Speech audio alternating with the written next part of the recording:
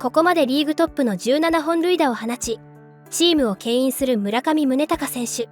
現地では専用カメラがその行方を追うほど注目を集めていますが、その存在感について米人気番組ファウルテリトリーも言及しました。番組では村上がホワイトソックスの空気を変えたというテーマで議論され、その存在がチーム全体に及ぼしている影響を語られています。その模様を日本語字幕付きでご紹介しますので、ぜひ最後までご覧ください。What do you have for us, AJ? Cubs-White Sox was a vibe. I mean, this is how it used to be when both teams were trying. For so long, one or the other wasn't trying.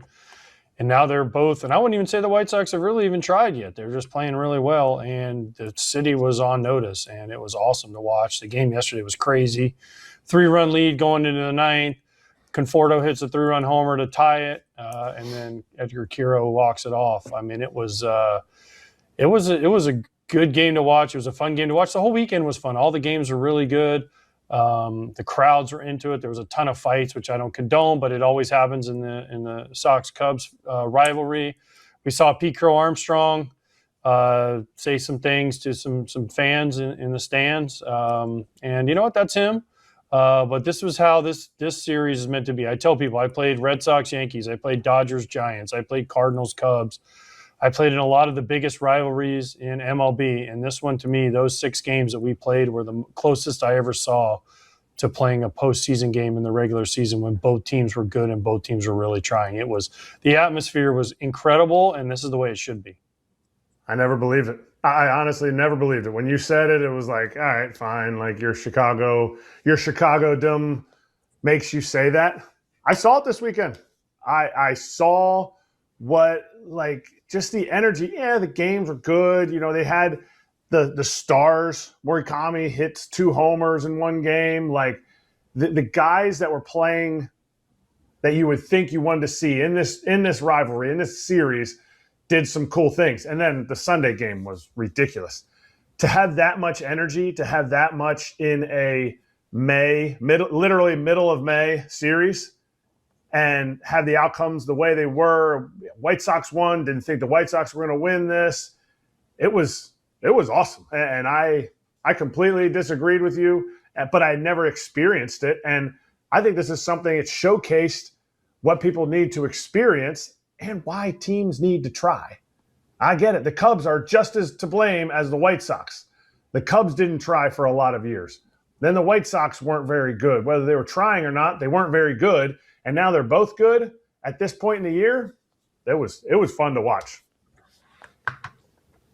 On the topic of trying, the White Sox signed Murakami this offseason. And AJ, I think it's fair to say that part of it was the rest of baseball allowing the White Sox to sign him for a rate like that. I don't think they were going to pay massive dollars for him. If we could scrap it all and do it again, things would change. It's a big part of it. Another couple homers for him on Saturday. There have been a lot of articles coming out lately on almost every publication that's covering baseball seriously. What happened? Why'd the league miss, right? Like, so I was just reading the one from Sam Blum this morning, for example, and he's going off of, the in zone contact rate the league said was too low, not hitting velocity. And then there's, scouts quoted essentially saying, I don't think his defense is going to be able to make up, or his offense is going to be able to make up for his defensive issues. Some in the league saw him as like a massive liability at first base. Watch him play. Is he the best first baseman in the league? Not close. Is he the worst first baseman in the league? Not close. He looks fine. Average. Good. 40 homers and average defense at first base is worth more than what the White Sox paid for. And to me, the reason I'm bringing this up again, AJ, is I just think it's changed the complexion of the organization. It's sparked things a little more. It's somebody that you can market around and rally around. It's a home run threat. It's who everyone's talking about. And he's not the only one. I know Vargas is playing super well, Montgomery, et cetera, but he seems to be bringing it all together. You're closer to it. You watch more pitches of them than I do. What do you think? I think he's brought a different presence. He's brought something that the fans can focus on. I mean, him and Montgomery, and listen, I got to give Miguel Vargas a ton of credit here also. The average is down. By the way, he's going to be Rookie of the Year, Murakami. I don't care what Jim Bowden says and Kevin McGonigal or whatever. But if the White Sox stay in this race, and they right now are in this race, if they stay in this race and he gets an OPS of 934 at the end of this year, guess what? He's going to win Rookie of the Year. So I'll be right on that one too. K percentage, who cares? No one cares about Ks anymore. Strike out all you want. Just keep hitting OPS of 934. He shows some of the younger guys how to take at bats. He's just been a good presence. And as far as his defense goes, he's playing first base. And I know Ron Washington said first base is incredibly difficult in that terrible movie Moneyball. It is hard, right? But he was a third baseman in Japan. He's moved over to first and been pretty darn good. So I don't know what the miss was here. I'm not a scout. I didn't see him play before this. But we saw him perform in the WBC in big moments. Remember, he got the big hit a few years ago against US to win that game against some guys who have some pretty good velocity, who are major league pitchers. So I'm very happy that he fell to the White Sox and the White Sox were able to sign him, because he has brought a different presence that the White Sox have needed for a long time. He's talked about it being a big chip to Kratz.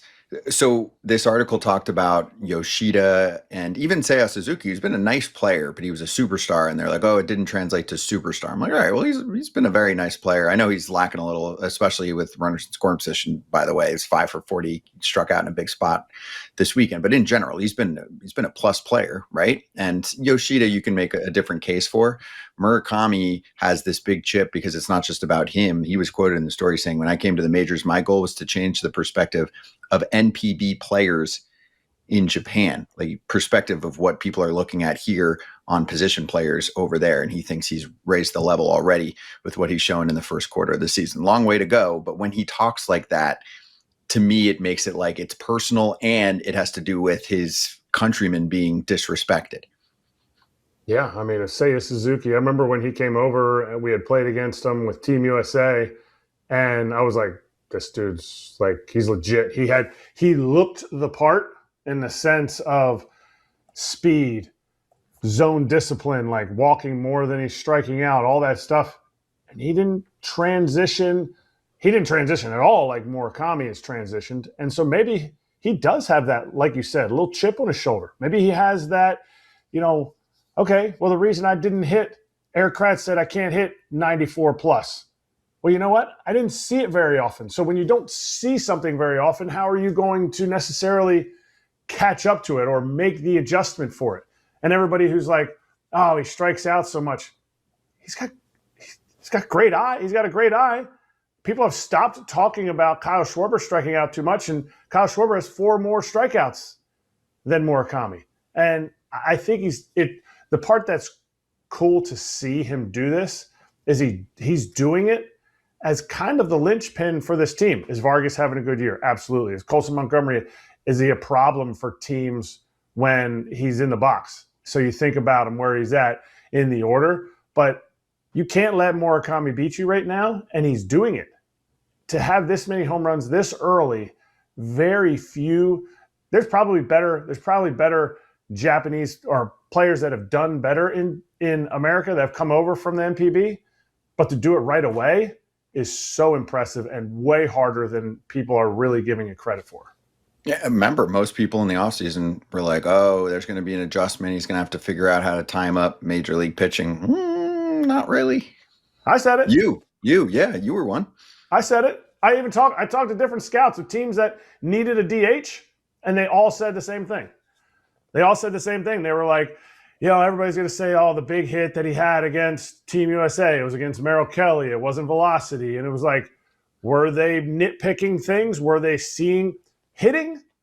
And AJ was a really good hitter. He didn't have like ridiculous power like Murakami, but hitting in the big leagues is about making an adjustment.